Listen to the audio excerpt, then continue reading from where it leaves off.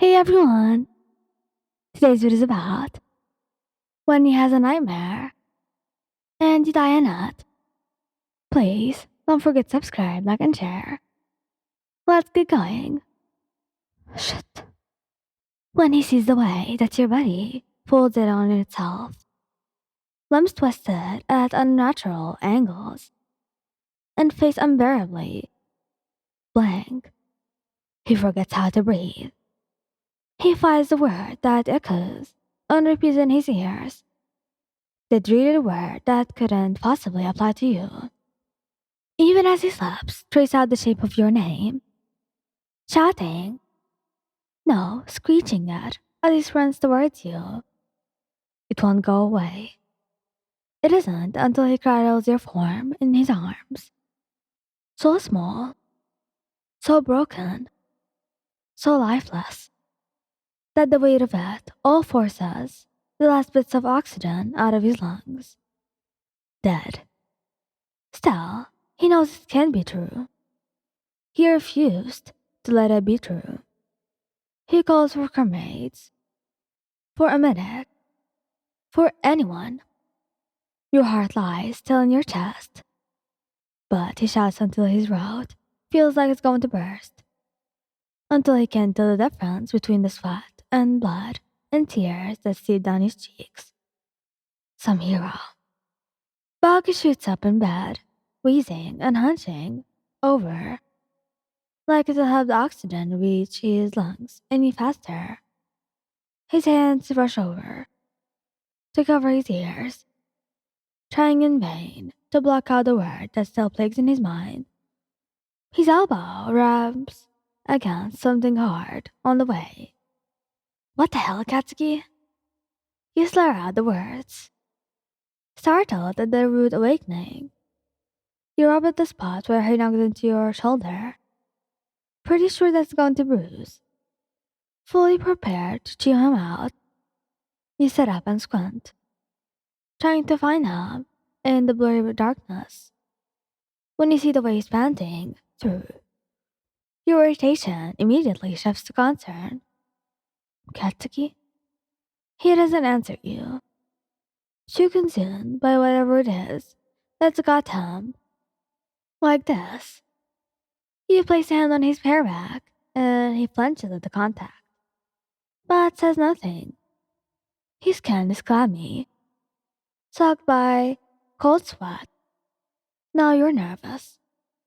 You rub comforting tickles along his skin, careful to avoid startling him in his delicate state. When his breathing slows down, you scooch in a little closer to him. What's wrong?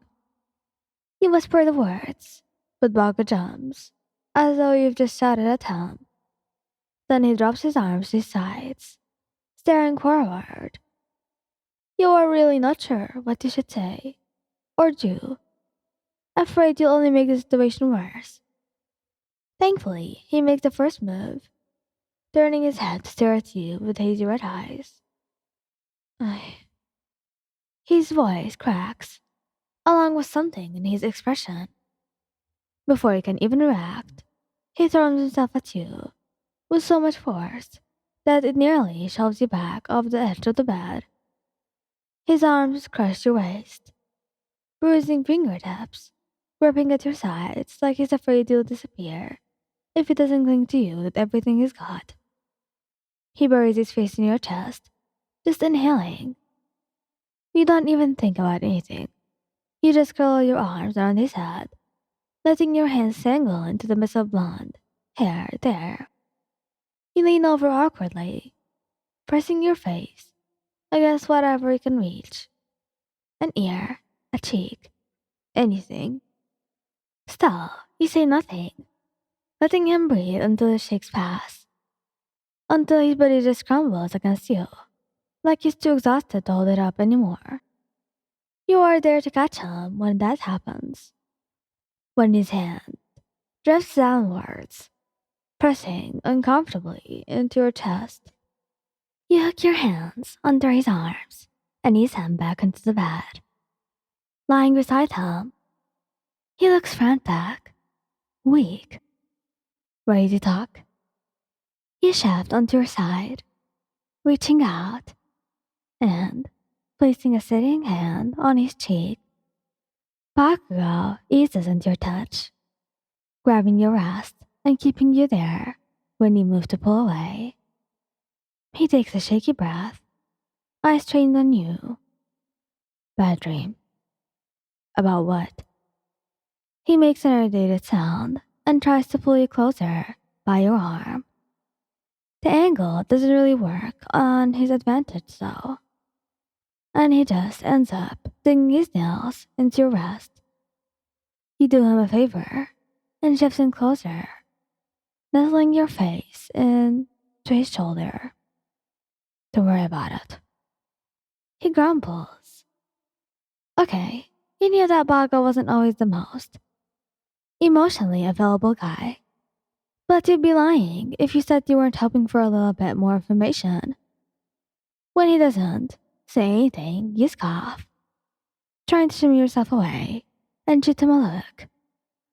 He does not let you though, planting a powerful hand against your shoulder and dragging you back. His other hand catches you by the back of your neck. You expect him to be rough as usual, to shove you into his chest and trap you there, like that's the only place you belong. He doesn't though. He just holds you there and stares. There is a tense silence. He was the first to break it, unwrapping his fingers from your neck and dusting them across your cheeks. Delicately, not like the rough, demanding touches you were used to. It was weird, not bad, just a little concerning given the situation. Then he mutters something. It's so quiet that you wonder if he even meant for you to hear it. I couldn't save you. You're not sure what it means, but the broken sound of his voice makes your heart sink in your chest. You were standing right there, and I couldn't reach you until it was too late. Then it dawned on you. Oh. Oh. Suddenly, you're not worried anymore. What a stupid dream. He furrows his brows, obviously not too pleased by your choice of words. Still, you press on. Like you'd ever actually let that happen. What? He's not angry, he's just confused. Did you even listen? I wasn't. Bullshit. You cut him off, grabbing his hand as it trails over your laps. You're Katsuki Bago. There isn't a person alive or dead that can outdo you at anything. Maybe it wasn't the best idea to stoke his ego right now, but damn if it wasn't true. That man couldn't lose if he wanted to. It wasn't in his nature. Even if something were to happen to me, do you think I'd just sit there and take it? No. I'd fight my way out before it got even that bad. So stop stressing over such an unrealistic nightmare. That was all you could offer. You weren't sweet or anything. You just couldn't brush his tears away with a dramatic speech or whispered, I love yous. Still, the way he's left West upwards at the end of your rant makes you think that maybe your way was better. You're a brat, you know that. He flexes his hand beneath yours, twisting his fingers so that he can pinch at your palm. You try to wiggle and pin his arm to the bed, forgetting that you're still trapped by the one on your back. Here's his torment, a mischievous grin spreading across his face when he sees you struggling. And you're an ass, but I put up with you anyway.